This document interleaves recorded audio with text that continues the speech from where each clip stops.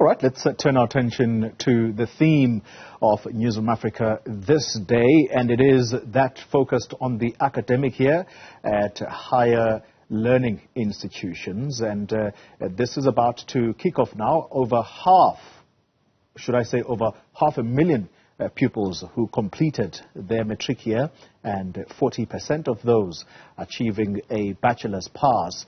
Now, the question is, can the country's post-school education and training center accommodate the new entrants? Today, our reporters are taking a closer look at some of the challenges in this particular sector. Let's begin with Nqobile Madlala, who is at Wits University, where thousands of first-year students will begin their orientation. Good morning to you, Nqobile. Where is the process there right now? Well, I can tell you, Xoli, that they've had a chance to speak to the dean, of course, who was able to speak to them and welcome them to the university. It's been an exciting journey for them. Quite a lot of them were just around here just a few minutes ago, and of course they've continued to look at the faculty that they are going to be welcome in. But I want to bring in now an expert within Wits to speak to us about what's currently taking place. We understand 6,100 people have already come in as first years. Tell me, are they adjusting? Thank you so much. I just want to say welcome to all the first years and well done to the class of 2023. Adjustment is a big one, and I think all institutions are quite aware of this. That's why there is orientation GTS, which is a program that allows students to get to know their environment, get acclimated with all the resources that are available, get to know their faculties in depth, but also get to know who's there to walk the journey with them. And I mean, whilst we talk about that, that means also there are some challenges that they got to deal with. What sort of challenges are you noticing with the first years as they come in all the time? Adjustment, right? Understanding that you are an adult now, being alone for the first time for some, moving away from home, having to juggle being independent, having the anxiety just of being in high school, of not being in high school anymore, and workload. Will I be able to juggle and handle the workload? But also, it's very important for them to understand, identify where they're at in terms of their feelings and emotions, and know the resources that are available. If I'm not coping well with my academics, who should I contact? Institutions, they have career counseling spaces, they have counseling units that are available. Those are resources that students need to utilize. And lastly, I mean, we understand that in a bigger picture in South Africa, we're seeing quite a lot of dropouts. But surely there's a reason why people will end up dropping out. What would be those reasons? As you mentioned, there are lot of reasons for that. I could just name a few. Maybe a student had been selected a degree that they're not comfortable with. It could be a third selection on their choice, and they're not really comfortable with that. That could lead to one opting, should I continue or should I not? External factors such as funding.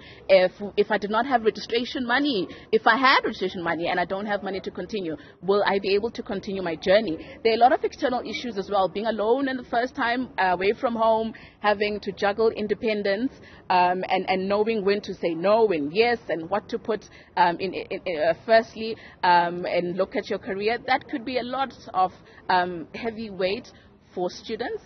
So certainly I would say that it's multifaceted. Students just need to understand their resources, know who's there for you, know how to engage and utilize your university resources. We're here to walk the journey with you. Well, walking the journey with them, of course, these are some of the first years that are coming in. And you guys were excited to tell me what you're here to study. Share with us. What are you studying this year? I'm currently studying biological sciences. And I mean, the experience at Wits is exciting. I'm loving every single moment. It's a lot more different than where I come from. I come from a small town in the Free State called Kroonstad. So coming here, it's a bit shaky, but I'm enjoying everything, making new friends, meeting new people. I met a friend that comes from Venda, so I'm currently learning Venda. That's amazing. I'm loving everything. And how are you finding your first day? It was scary at first. It's so huge compared to high school. High school, it's like a small building. Everyone knows everyone. Here, it's really, really, really big, and we have to adjust to find our way through campus. We were lost this morning. We didn't know where we were supposed to go. So But they're helpful. The ambassadors are really helpful. They're guiding us through everything. I'm really excited. I'm studying computational and applied mathematics. I'm looking forward to it. I hope it's fun. I hope I really do well. Thank you very much for sharing that experience with us. Those are the first years, probably, that I'm very excited to be here. I'm already getting lost on campus as well, but obviously making friends as well. But I think what's very key to that is exactly what they're saying, that it's very important to know and understand the campus that you're in, and that to also sort of deal with that anxiety that you have to deal with, finances, walking around, getting a place to stay, all of that. Once all is in order, then they're able to study and work very hard. Nqobile Madlala, thank you very much. You may not have been aware there is one of them who is on the phone behind you, and I think they are on the line to someone at home to say, hey, do you see me on TV? So let's move on to Zola Sholwana. She is at the Wits University of Technology, focusing on issues around registration. Zola, good morning to you. Teething problems?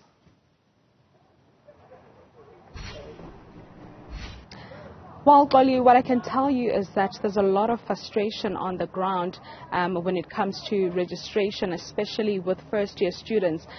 There's a long queue outside here at Wits University of Technology, but we'll get to obviously show you that. And this is not only frustrating to students, but it is to SRC members who have to be on their toes attending to issues that students are complaining about. I mean, you would expect that this should be a smooth process where students are preparing themselves for the new academic year. Some of them are not even, certain about, what will happen as far as their academics are concerned. But I'm joined by the Regional Secretary General of SASCO. So thank you very much for your time. I mean, one would expect, this time to be less stressful, especially to students, considering the fact that some of them have been applying and, for NSFAS and all of that. But it turns out it's not like that here at TUT. Thank you very much. Greetings, Zola, and to your viewers at home. My name is Banelense, the current Regional Secretary of SASCO in Tshwane. I think we must indicate that as a South African Student Congress, we are dissatisfied by the current registration period that is happening. There are many loopholes and the system is suffering from many technical glitches. As you can see, the students, as in they are entering long queues. These are first-time applicants. They've applied since from last year, but up to date, their applications have not yet been responded.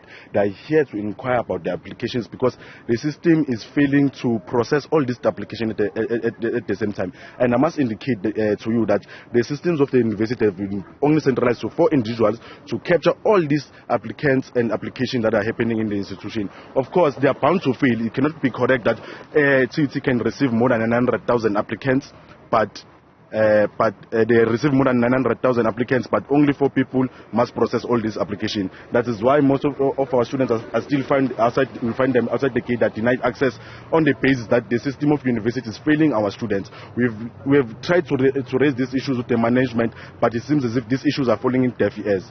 So most of these students that are here, they are here to seek for education. They are qualifying, they are deserving students, but the systems of the university is failing our students. The online system has been a continuous failure. And I think I must also indicate to you here, Zola, that last year, December, the system of the university was hacked. It is suffering from a cyber attack. Apparently, it's still suffering from that cyber attack, and the university is still trying to recover.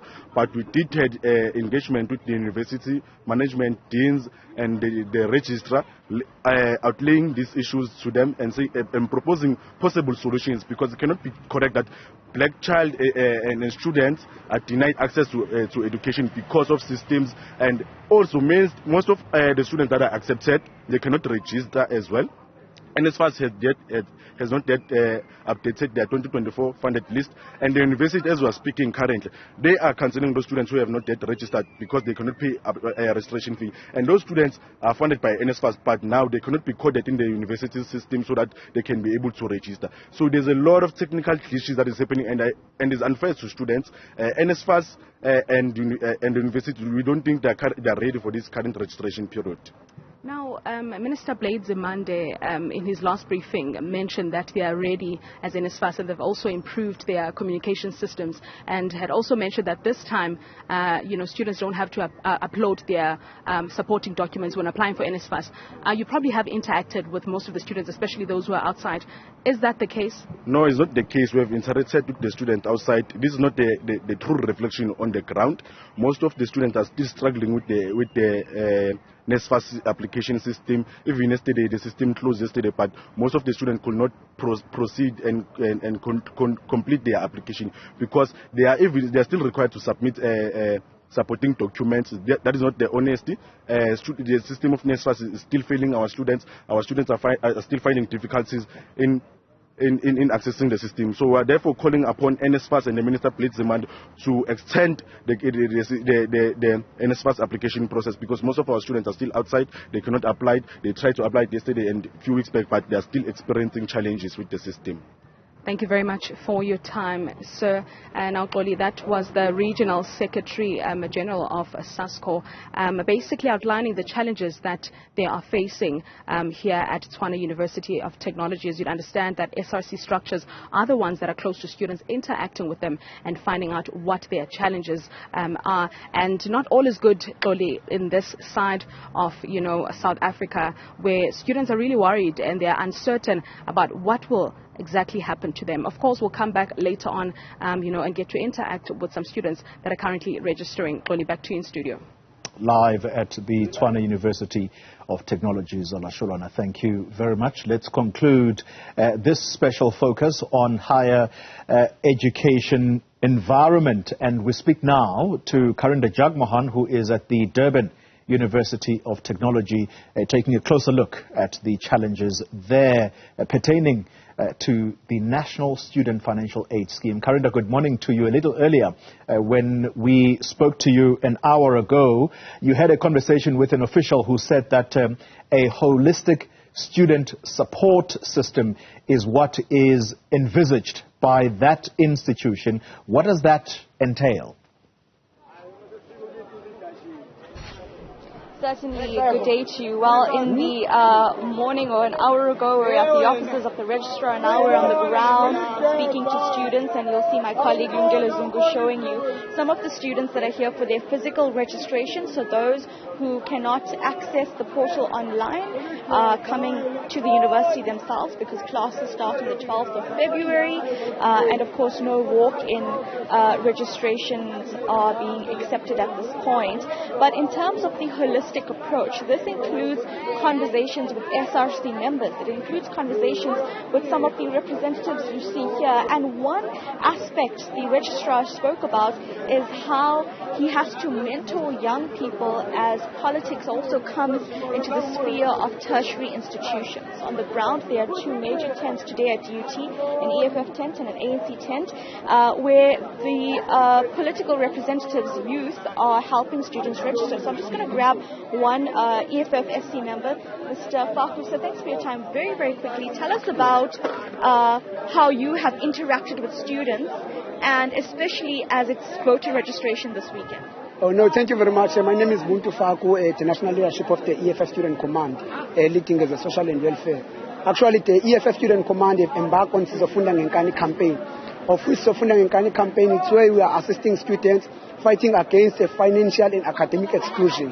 So we are not here because we are approaching the elections. We are here, it's something that we have been doing to help all the students who need an access in education. So we are fighting against financial and academic exclusion. All the deserving students must get an access to education. What is your opinion about NSFAS countrywide?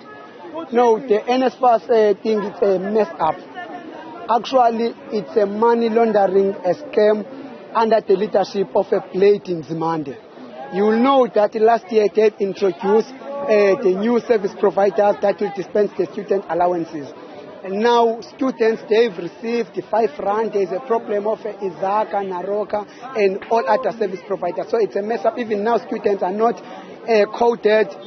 Students are not even receiving their certificate because NSFAS have been cleared their outstanding fees. So they can't even get their certificate to go and apply. So we have a problem across the country, in the universities and colleges about NSFAS. Thank you for speaking to us. We were also going to approach another party. Thank you, Mr. Buntu Faku, for your time. And allegations there about NSFAS, but as we spoke to, of course, they would have to respond to that. When we spoke to the registrar an hour ago, he said, at least for this year, for the first time, they have a very good working relationship with NSFAS. So it seems that there's some opinion on the ground by students who need this financial aid, and another opinion by the university that has to work with the scheme to ensure that they can see more students come in. It's a bit crowded here, but I do want to quickly get to one of the members, Mr. Sitebe. I'll just quickly disturb him. Mr. Sitebe, can I quickly disturb you in the work that you're doing? So I see you have someone's details there. Let's move that away. Tell us about the purpose of you being here as an ANC Youth League representative. Our purpose is very clear. It is to assist first-time entry students who are looking for spaces. As you can see, I found me assisting one of the students here. So that's what it basically for. I think for how many weeks now? 3 to 4 weeks. That's what we are doing, assisting students to make sure that they get space at the UT. To issues of students countrywide, tell us about the struggles you've heard regarding student finances and accommodation. The biggest crisis is that one of NSFAS. You know that NSFAS introduced a direct payment system late last year, of which it has caused huge crisis. Students, especially at the beginning of this year, they are not sure if they will get their allowances on cards or it's still going to be direct payment. Is Zaka coming back and all those direct payment service providers. So the biggest issue is going to be that one of allowances and accommodation with late responses of NSFAS. That's the biggest issue we have. Seba, thank you so much for your time. We appreciate it. He is an ANC Youth League branch member for this area, which is DUT. And so we just heard the opinions from the EFF and the ANC. And it's important because this is an election year. You're going to see especially more such involvement of political representatives, especially among young people. It is also voter registration weekend. So we're also seeing a lot of encouragement for young people to vote. And the opinion by both political parties, although completely opposite, is their unhappiness with the student financial aid scheme. And at this point, saying that young people need financial assistance to be able to go to tertiary institutions. In many cases, they're also trying to help those who have not been able to get into the university, maybe DUT, to see what options they can find elsewhere. So there are other smaller colleges or smaller institutions here sort of advertising that, well, you can come and try this sort of trade or to try and enter into this industry if you're unable to actually get acceptance and access to a major tertiary institution. So that is also what's happening at various institutions of higher learning as they prepare to open their doors. This university will start classes on 12th February with their various orientations and also as well as we see the discussion here regarding the political narrative among students and how they will also really speak to politicians on the ground, especially in this space when as a young person can be very influenced by who comes and approaches them. So that is also what is happening outside this university. Karinda Jagmohan, let me thank you very much for that extensive coverage. She concludes this particular segment of our broadcast where the special focus is on institutions of higher learning. This is the start of the 2024 academic year, and the hope, particularly from the authorities, people like the Education Minister, Dr. Blade Nzimande, is that things go smoothly. However, there have been issues, particularly relating to the NSFAS monies that have yet to be given to students who are still owed by that institution. And so this academic year is going to be particularly important because a lot of things could be infused in it, given that we also are in an election year. You've heard Karinda Jagmohan also touching on that.